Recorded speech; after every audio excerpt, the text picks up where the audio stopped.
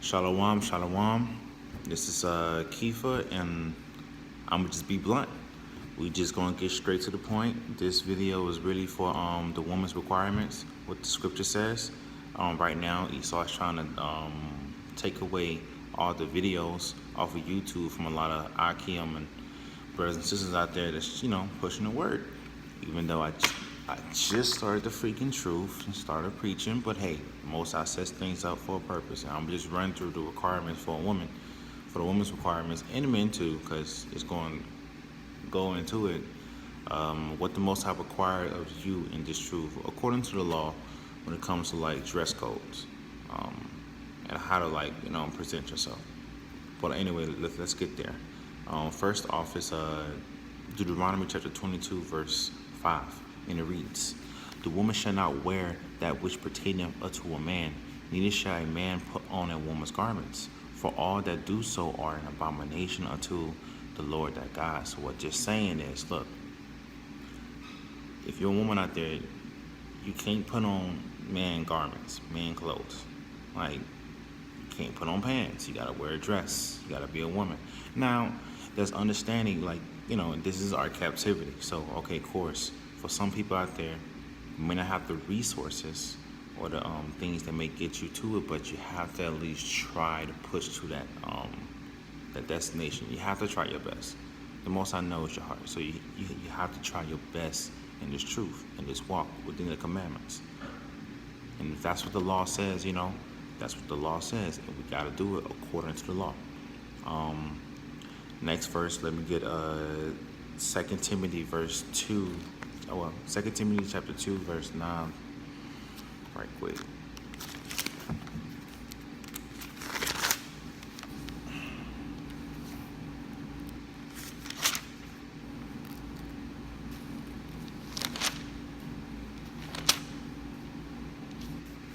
Second Timothy chapter 2, verse 9, it reads, "In like manner also that women adorn themselves in modest apparel." Female sisters, you have to be modest out there. You can't live like a sodomite. You can't live like a whore. You can't show your skin that much. Hey, you a daughter of Zion, like daughter of Israel.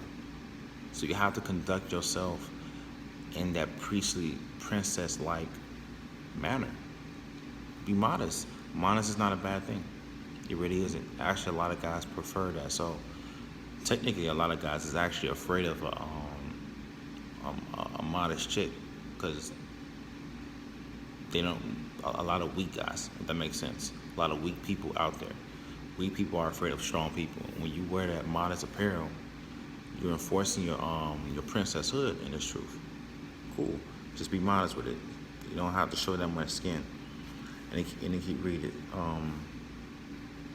With shamefaced and sobriety, not with broidered hair or gold or pearls or costly arrays.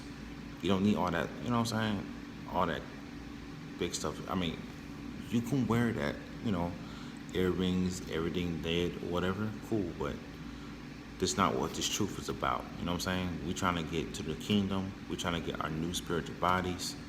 All this carnal stuff, they're just gonna go away. So you ain't gotta worry about all that stuff. Worry about you, your husband, or if you don't have a husband, worry about you and your relationship with Yahweh Shah and the Most High. So you gotta get that relationship stable. Let's keep reading. Verse 10. "But which become a woman professing godliness with good works." Godliness woman. And I think let's keep reading. Verse 11. "Let the woman learn in silence with all subjection. For I suffer not the woman to teach, nor to usurp authority over the man, but to be in silence." We're just we're just trying to say that, hey, if you're a female out there, the Most High not really requiring you to teach this word. I know that there's some females out there, they may be like, oh, I want to be equal like man, but that's not really our culture, As a Hebrew Israelite woman, that's not our culture. And I'm going to get deep into it as I get in the scripture some more. But as a woman, hey, you're really not supposed to be really teaching this truth, really only to your kids, technically. That's right there. And it says reasons for that. Y'all can check. This is in 2 Timothy chapter 2. Start from verse 9 all the way to 15. It's going to tell you some reason why. Verse 13. For Adam was first formed, then Eve. And Adam was not deceived, but the woman being deceived was in transgression. So that should let you know why. The Most High gives reasons why. Anyway, let's go to Ephesians chapter 5, verse 21. Ephesians. I'm trying to make this quick so you can, the basic to it. We're going to get straight to the point. Ephesians chapter 5, verse 21, and it reads, submitting yourselves one and to another in the fear of Yahweh. Wives, submit yourselves unto your husbands, as unto the Lord. For the husband is the head of the wife, even as Christ is the head of the church, and he is the Savior of the body. Just giving you a like manner, saying that, hey, if your wife out there, even if you're single, right?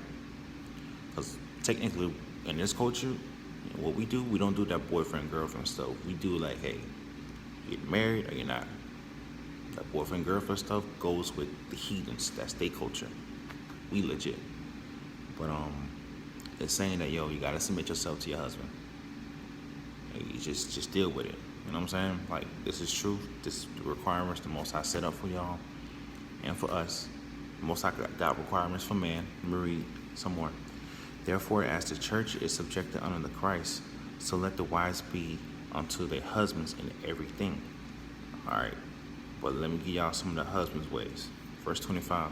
Husbands, love your wives, even as Christ also loved the church and gave himself for it. So, sisters out there, hey, it's cool. The husband's job is to love you anyway. He's not to hate you, not to beat you, not to do all that good stuff. No, he's to love you. So, I'm going to keep it right there. Let me jump down to 28. So out men to love their wives as their own bodies. He that loveth his wife loveth himself. For no man ever yet hated his own flesh, but nourish and cherish it, even as the Lord the church. For we are members of his body, of his flesh, and of his bones. Which is talking about, look, the husband's supposed to love you like his own flesh. Same way for you to your husband. So it's pretty legit. It's pretty straight to the point. That's how we're going to do it. Let's go to 1 Corinthians chapter 11. Straight to the point. 2 Corinthians. I'm at 1 Corinthians. 1 Corinthians chapter 11. Let's jump to verse 3. But I would have you know that the head of every man is Christ, and the head of the woman is the man, and the head of Christ is God. So what you're talking about is what? Woman, you have a head. That's your husband. All right? So therefore, you must treat him as such. And the husband has a head. And his head is what? Christ. So that should let you know there's order. We have order. It's just not a whole eight. We all on the same level. Same level. No, we all have order.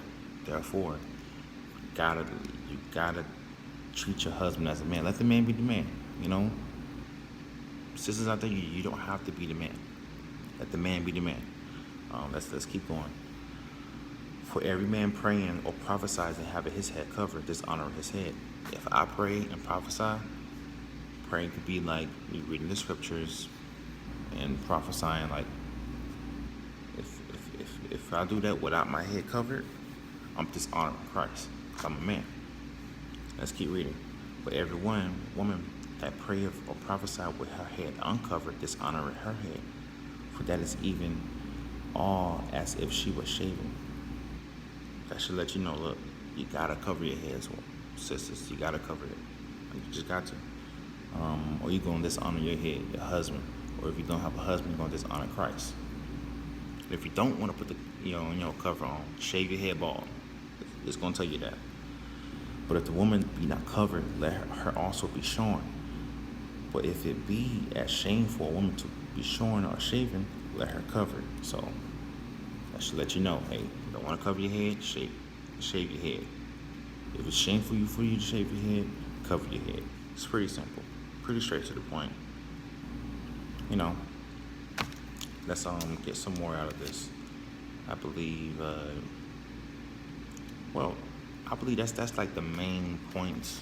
Woman, modest dress apparel, subjecting to your husbands loving your wives. Like that's like the main stuff. And let me get you something right quick. Let's go to Deuteronomy chapter 11.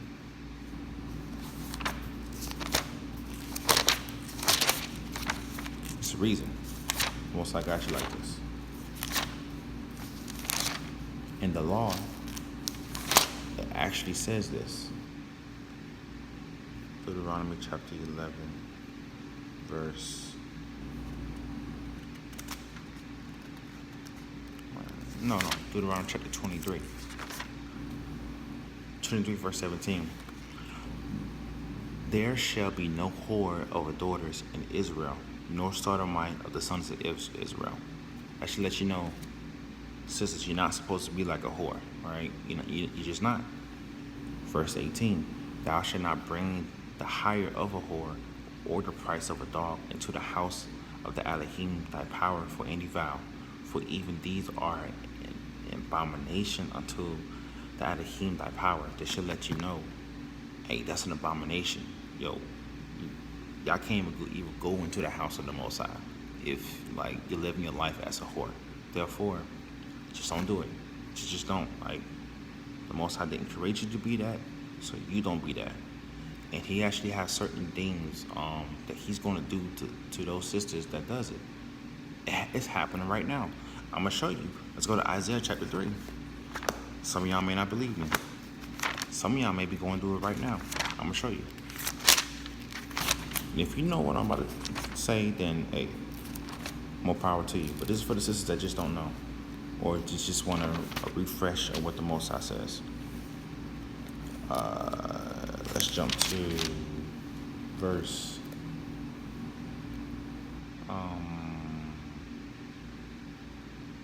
Let's go to Isaiah chapter 3, verse 16. Moreover, the Elohim said, because the daughters of Zion are haughty and walk with stretched forth necks and wanting eyes, and we see that all the time as guys. Some of us even joke about it. Walking and menacing as they go, and making a tinkling with their feet. Therefore, the Elohim will smite thee with a scab of the crown of the head of the daughters of Zion, and I'm just saying, the Lord will discover their secret parts. He's gonna make y'all bald. It's getting straight, and he's gonna take away some stuff from y'all that y'all used to have. Matter of fact, y'all gonna do it today. In these days times, I see a lot of women with some bald head, hairline going back, or they may have a little smaller ponytails on the side, and we just getting their ass. But anyway, I'm gonna just get to it. Verse 18. In that day, the Lord will take away the bravery of their tinkling ornaments about their feet, and their claws, and their round tires like the moon, the chains, and the bracelets, and the mufflers, the bonnets, and the ornaments of the legs, and the headbands, and the tablets, and the earrings. Y'all used to be decked out. The Most High took all that from y'all. The rings, and the nose jewels, the changeable suits apparels, and the mantles, and the wimplings, and the crystal pins, the glasses, and the fine linen, and the hoods, and the value. That used to be straight. But watch what the Most High has given most of y'all already. Verse 24. And it shall come to pass that instead of a sweet smell that should be stank, some of y'all smell like fish out there. I'm a man. I don't want to, a sodomite, a woman, a whorish woman out there. No wise man would want that anyway.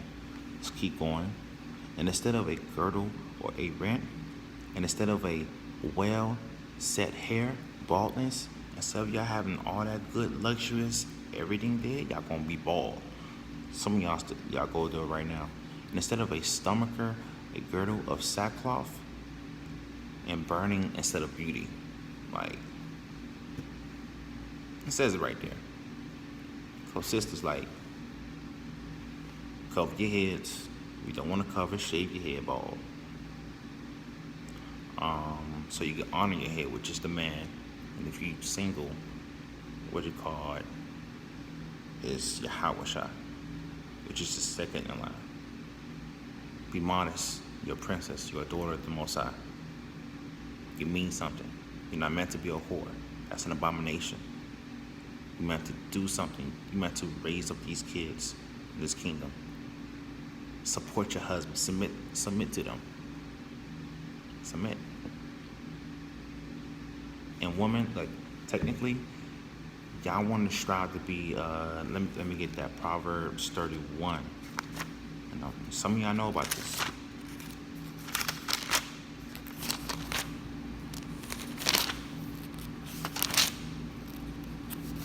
I want this video to be real quick so I can just get y'all straight to the point.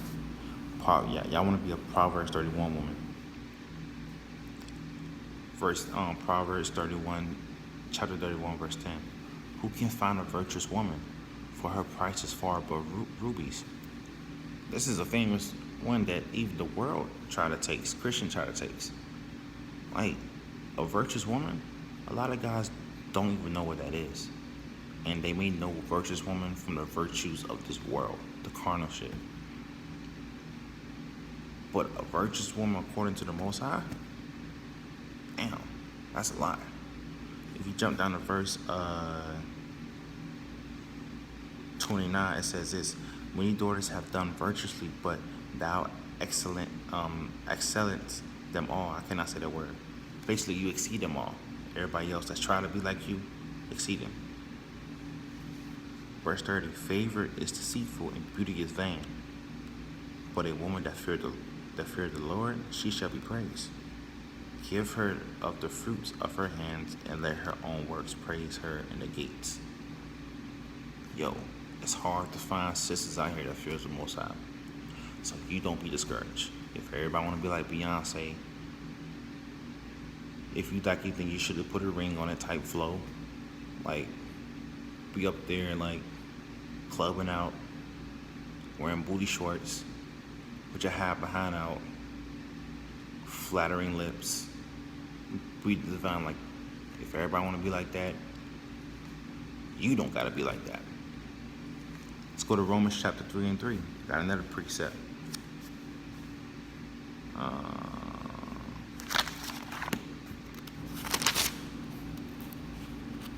It says this.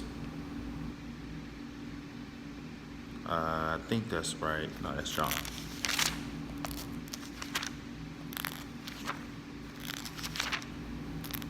I'm about to get there. I say I want to do this quick, but I'm taking too long.